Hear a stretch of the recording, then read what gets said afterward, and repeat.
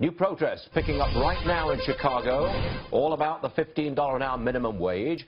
Paul Magiamele, Bennigan's chairman and CEO, is with us now. Paul, welcome to the program. It's good to see you. You said Stuart, good to see you too. You're saying that you're right out there. You're saying a wage increase is very, very bad for your business. Make your case. It's bad for all business. I've been following the dialogue today, and it's so spot on in terms of the negative impacts that these liberals are coming at with $15, $18, $20 wage from 7 1/4. And so when you take a look at the protests in front of McDonald's, they should be giving McDonald's a parade, because 80% of their system is actually franchised, which is small business owners that are giving jobs to the kids today and giving them a career track to get further along in any industry.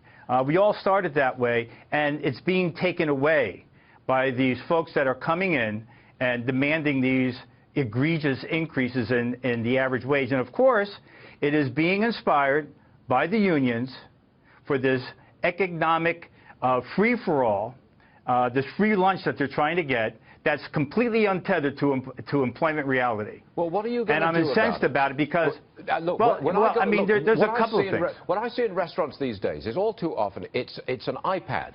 I walk up to the counter, I press the buttons, and I order online, essentially, and then I go to a different counter and pick it up from behind the counter. Right. The wait staff is decimated. I mean, that's what I'm seeing. Am I going to see that at Bennigan's too? Never. Never, because... So what you're going to do, you're going to have to put your prices up, aren't you? Well, I got to tell you, there's really 5 things we can do. 5 things we can do. One is to take price, and that's a really slippery slope. I mean, there's a point where you will see defection from your brand if it's just a ridiculous increase in prices where the value relationship has changed. The other thing we can do is automation. But in automation, I'm looking at back of the house where we can speed up the cooking process. But I will never, again, you had people talking earlier in the fast food category. I'm in full service. So we have a full bar, we have a full menu, and we have servers in the front of the house.